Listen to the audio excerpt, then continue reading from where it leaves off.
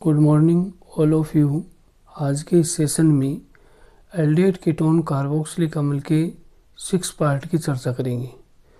Part number 6 में आज के इस पार्ट में हम 2023-2024 के क्वेश्चन जो आरबीएससी एग्ज़ाम में आए हुए हैं उनको हम डिस्कस करेंगे। इन क्वेश्चनों के अभ्यास से आपको नए नए कॉन्सेप्ट क्लियर हो जाएंगे, तो इन सभी का अभ्यास करें और इन क्वेश्चनों को आप अच्छी तरह से इसका कॉन्सेप्ट वगैरह सीखें और इनकी प्रैक्टिस कर लेंगे।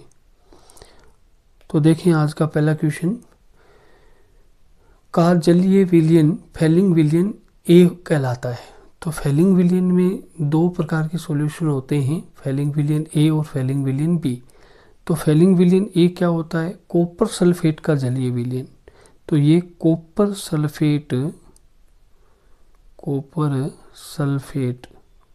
सल्फेट का जलीय विलयन है, उसको हम फैलिंग विलयन ए कहते हैं।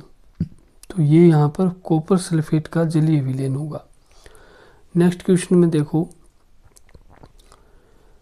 फॉर्मेल्डिहाइड, एसिटल्डिहाइड और बेंजल्डिहाइड, इनके नाभिक स्नेह योग के प्रति क्रियाशीलता का क्रम बताना है।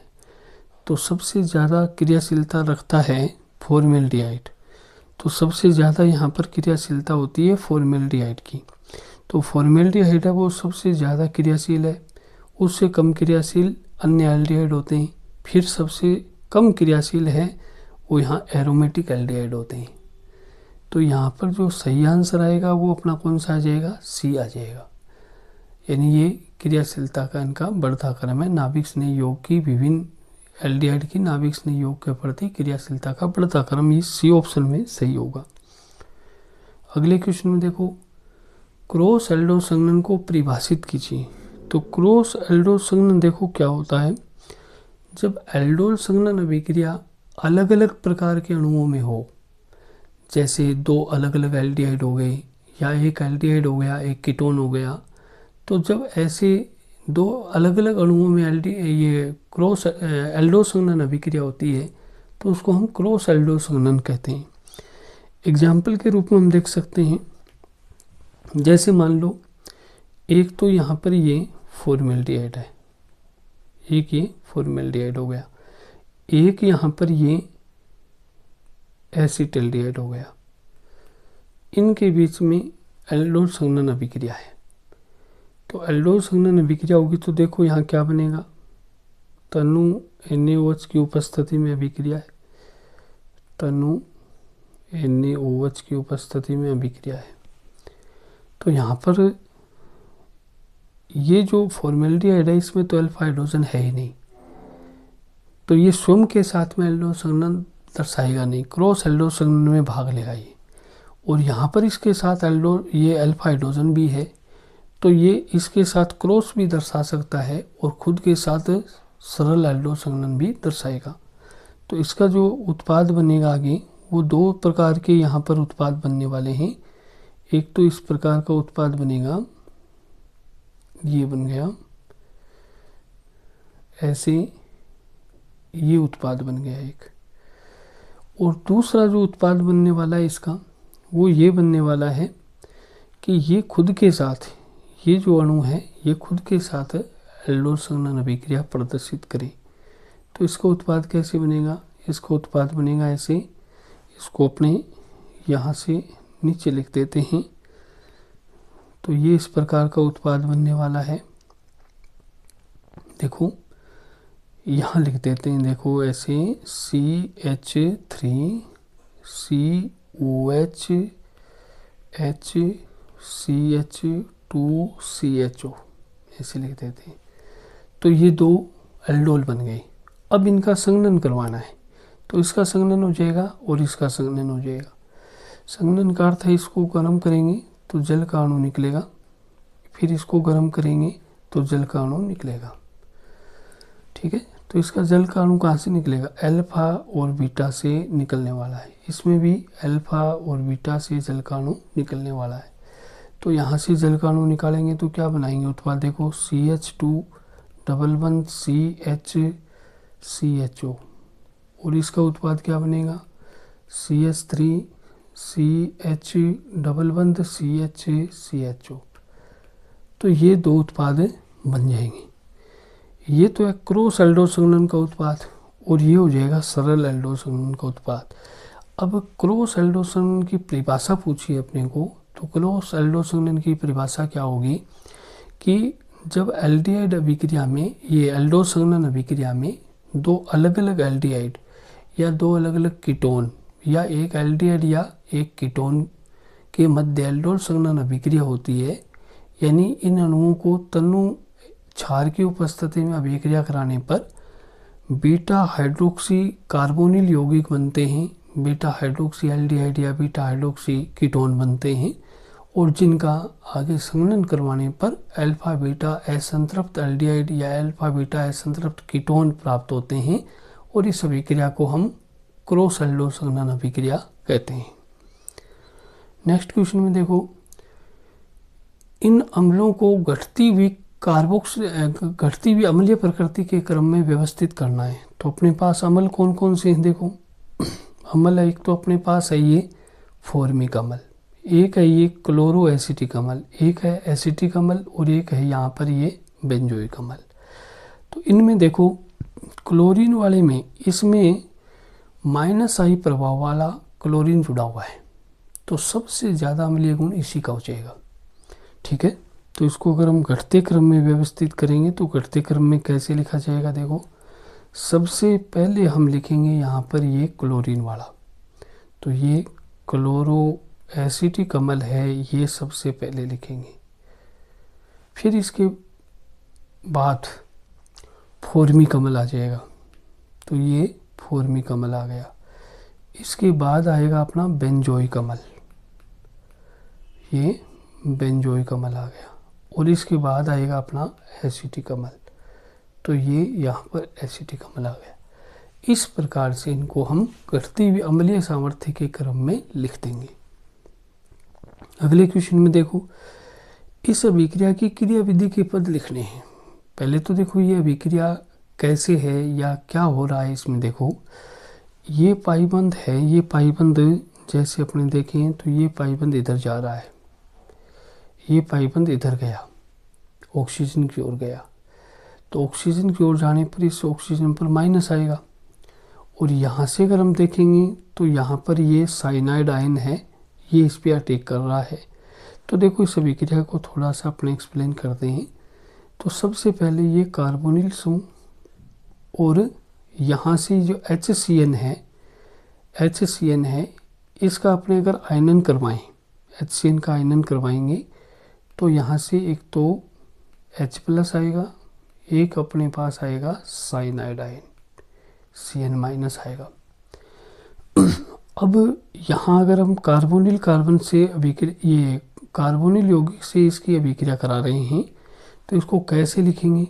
इसको ऐसे लिख देंगे, देखो कि ये कार्बोनिल समूह आ गया, इसमें ये बंद इधर जा रहा है, तो इसमें एक मध्यवर्ती ऐसे बनेगा। देखो यहाँ पर अगर हम देखेंगे तो इस ऑक्सीजन पर एक माइनस आ जाएगा और ये बंद है ही।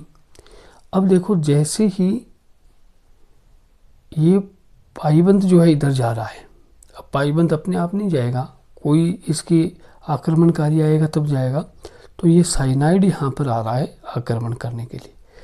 अब पाइबंद इधर गया तो इस ऑक्सीजन पर माइनस आ जाएगा और इस कार्बन पर प्लस आ जाएगा। अब साइनाइड क्या है? नाभिक स्नेही है, तो नाभिक स्नेही का आक्रमण कहाँ होना है? कार्बोनिल कार्बन पर होना है। तो ये कार्बोनिल कार्बन जिस पे प्लस आया है, प्लस था, उस पे ये साइनाइड आकर के यहाँ जुड़ जाएगा। ठीक है, तो ये एक मध्यवर्ती स्पीशीज बनेगी और फिर उसके बाद इस पे H+ का आक्रमण करवा देंगे। ठीक है, तो H+ का आक्रमण करवाएंगे तो यहाँ पर ये एक तो जैसे ये Cn जुड़ा हुआ है तो ये Cn का Cn आ गया और ऑक्सीजन से क्या जुड़ गया? H जुड़ गया, तो ये इस प्रकार से अभिक्रिया कंप्लीट हो जाएगी। तो ऐसे इसकी पूरी ये मध्यवर्ती बना करके और आपको ये पूरी कंप्लीट अभिक्रिया को ऐसे लिखना है। स्वीट से प्राप्त यौगिक है, तो मेडोस्वीट से प्राप्त होने वाला जो यौगिक होता है वो सैलिसैल्डिहाइड होता है, तो इसमें पहला ऑप्शन अपना सही हो जाएगा। फिर उसके बाद देखो अगला क्वेश्चन, का IUPAC नाम लिखना है। ये जो यौगिक दिया हुआ है, इस यौगिक का अपने को IUPAC नाम देखना है। तो देखो बेंजीन 1,2 डाई कार्बोक्सिलिक अम्ल इसका IUPAC नाम होता है। तो बेंजीन 1,2 डाई कार्बोक्सिलिक अम्ल, ये बी ऑप्शन इसका अपना सही हो जाएगा। अगला क्वेश्चन देखो, नाभिक रागी यौगिक अभिक्रिया से देखो क्वेश्चन में नाभिक रागी यौगिक अभिक्रिया से कार्बोनिल कार्बन की संकरण अवस्था में परिवर्तन होता है। तो देखो कार्बोनिल कार्बन होता है, उसमें पहले संकरण होता है sp2, और जब वो मध्यवर्ती बनता है तो वो sp3 में बदल जाता है। तो sp2 से sp3 में परिवर्तन होता है, तो यहाँ पर अपना सही ऑप्शन हो जाएगा सी। sp2 से वो sp3 में जाता है। फिर उसके बाद देखो अगला क्वेश्चन, एक स्थान की पूर्ति करना है अपने को। तो सोडियम बेंजोएट का उपयोग होता है, सोडियम बेंजोएट का उपयोग होता है खाद्य परिरक्षक के रूप में। तो ये खाद्य परिरक्षक के रूप में इसका उपयोग किया जाता है।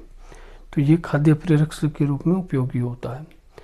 अगले क्वेश्चन में देखो, अगले क्वेश्चन में जो ये यौगिक लिखा हुआ है, देखो NH2 NHCONH2, इसका रासायनिक नाम लिखना है।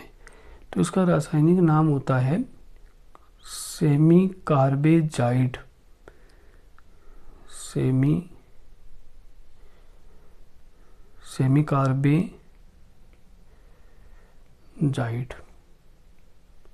कार्बेजाइड। तो इसको सेमी कार्बेजाइड कहते हैं, ठीक है। फिर उसके बाद देखो, लाल चींटी के डंक में उपस्थित अम्ल का IUPAC नाम लिखो। तो देखो इसमें लाल चींटी के डंक में ये फॉर्मिक अम्ल होता है और इसका IUPAC नाम होता है मैथेनोइक अम्ल। तो मैथेनोइक अम्ल इसका IUPAC नाम हो जाएगा। अगले क्वेश्चन में देखें, केनिजारो अभिक्रिया को उपयुक्त रासायनिक समीकरण देकर समझाइए। तो केनिजारो अभिक्रिया ऐसे एल्डिहाइड देते हैं जिनमें अल्फा हाइड्रोजन नहीं होता। ऐसे एल्डिहाइड जिनमें अल्फा हाइड्रोजन नहीं होता, उनको हम सांद्र क्षार के साथ अभिक्रिया कराते हैं, तो उनमें असमानुपातन अभिक्रिया होती है। देखो कैसे हम प्रदर्शित करेंगे। जैसे ये दो अणु फॉर्मेल्डिहाइड के ले लिए, इनको हम सांद्र क्षार सांद्र NaOH के साथ अभिक्रिया कराएंगे। तो इसमें एक अणु का ऑक्सीकरण होगा, एक अणु का अपचयन होगा। असमानुपातन अभिक्रिया में एक अणु का ऑक्सीकरण होता है, एक अणु का अपचयन होता है, उसी अणु का होता है। तो इस अणु में एक का ऑक्सीकरण कराएंगे तो ये कार्बोक्सिलिक अम्ल का सोडियम लवण बन जाएगा, और इसके दूसरे अणु का अपचयन कराएंगे तो ये एक मैथेनॉल बन जाएगा। तो ये एक तो बन गया यहाँ पर मैथेनॉल, और एक यहाँ पर ये बन गया सोडियम फॉर्मेट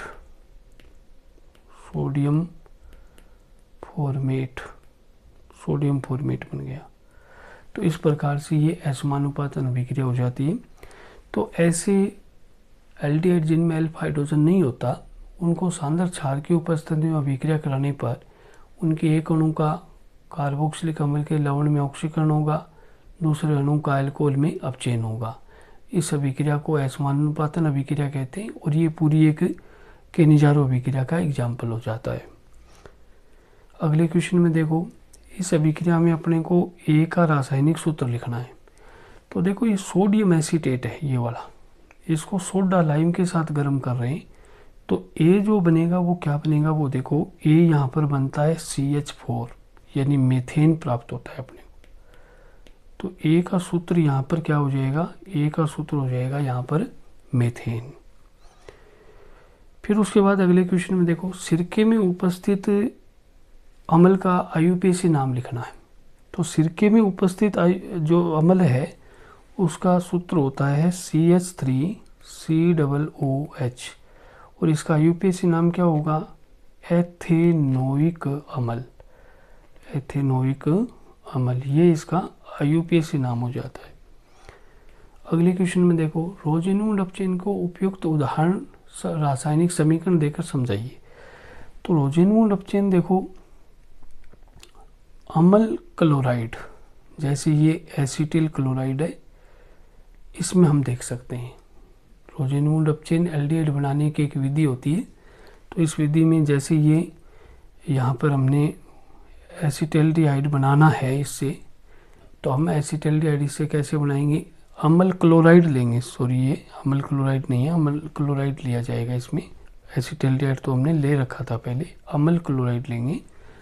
अम्ल क्लोराइड की अभिक्रिया किससे कराएंगे, देखो इसका हाइड्रोजनीकरण कराएंगे BaSO4 की उपस्थिति में, BaSO4 की उपस्थिति में। तो यहाँ पर ये क्लोरीन है, इसकी जगह पर हाइड्रोजन आ जाएगा, तो ये एसिटल्डिहाइड बन जाएगा यहाँ पर ऐसे, और साथ में HCl बनता है। तो ये एक रोजेन्वुड अपचेन अभिक्रिया का समीकरण है। कैसे लिखोगे इसको, जब एसिटिल क्लोराइड का PdBaSO4 की उपस्थिति में हाइड्रोजनीकरण करवाया जाता है तो यहाँ एसिटल्डिहाइड प्राप्त होता है। इस अभिक्रिया में PD उत्प्रेरक है, ये एक उत्प्रेरक है, और BaSO4 ये यहाँ पर उत्प्रेरक विष होता है। तो ये उत्प्रेरक विष है जो इस अभिक्रिया को एल्डिहाइड अवस्था पर ही रोक देता है, आगे उसका अपचयन नहीं होने देता है। और इस प्रकार से इस समीकरण को लिखते हुए आप इसको बता देंगे। अगले क्वेश्चन में देखो, इस अभिक्रिया में Z का सूत्र लिखना है कि Z क्या है। तो यहाँ पर जो Z बन रहा है वो है यहाँ पर बेंजल्डिहाइड, ये बेंजल्डिहाइड है, बेंजल्डिहाइड बनाएंगे, नाम इसका हो जाएगा बेंजल्डिहाइड, बेंजल्डिहाइड, ठीक है। और ये जो पूरी समीकरण है यहाँ पर, इस समीकरण का नाम होता है गाटरमान कोच। तो ये गाटरमान कोच या गाटरमान कोख भी बोलते हैं इसको। तो ये गाटरमान कोच या कुछ जगह इसको कोख भी लिखा होता है। तो ये है गाटरमान कोख या गाटरमान कोच अभिक्रिया, ठीक है। अगला देखो, वेनिला सेम से प्राप्त होने वाला एल्डिहाइड है तो ये वेनिलीन होता है। तो वेनिलीन है, इससे प्राप्त होता है। अगला देखो, समझाइए क्यों एल्डिहाइड और कीटोन के कल्पना समतुल्य आणविक भार वाले हाइड्रोकार्बन ईथर से अधिक होते हैं। तो देखो, अंतराण्विक हाइड्रोजन बंध जिसमें ज़्यादा होते हैं उसके कवथनांक अधिक होते हैं। एल्डिहाइड और कीटोन के अंदर होते हैं द्विध्रुव आकर्षण, जबकि हाइड्रोकार्बन और ईथर में द्विध्रुव आकर्षण नहीं होते, इनमें दुर्बल वांडरवाल होते हैं। हालांकि ईथर में दुर्बल द्विध्रुव भी होता है, लेकिन इतने प्रबल नहीं होते जितने कि एल्डिहाइड या कीटोन में होते हैं। एल्डिहाइड और कीटोन में द्विध्रुव आकर्षण बल प्रबल है, इसलिए इनकी कवथनांक है वो समतुल्य अणुभार वाले हाइड्रोकार्बन और ईथर से अधिक होते हैं। नेक्स्ट क्वेश्चन में देखो, फॉर्मिक अम्ल एसिटिक अम्ल से अधिक प्रबल अम्ल है। अब देखो इसमें देखो, ये यहाँ पर फॉर्मिक अम्ल है और ये यहाँ एसिटिक अम्ल है। तो देखो इनके आयनन करवाएंगे। तो यहाँ फॉर्मिक अम्ल का जब आयनन होगा तो ये एक तो फॉर्मेट आयन बनेगा और एक H+ बन जाएगा। इसी तरह से एसिटिक अम्ल के आयनन से एक तो एसीटेट आयन बनेगा और एक H+ निकलेगा। तो जैसे ही हम यहाँ पर देखेंगे तो ये जो फॉर्मेट आयन है इसका स्थायित्व एसीटेट आयन से ज़्यादा है। एसीटेट आयन में CH3 का +I प्रभाव लग रहा है जो इसको अस्थायी बना रहा है। तो फॉर्मेट आयन का स्थायित्व ज़्यादा होने के कारण फॉर्मिक अम्ल की अम्लीय प्रकृति भी एसिटिक अम्ल से ज़्यादा होती है। इसको इस प्रकार से आपको समझाना है।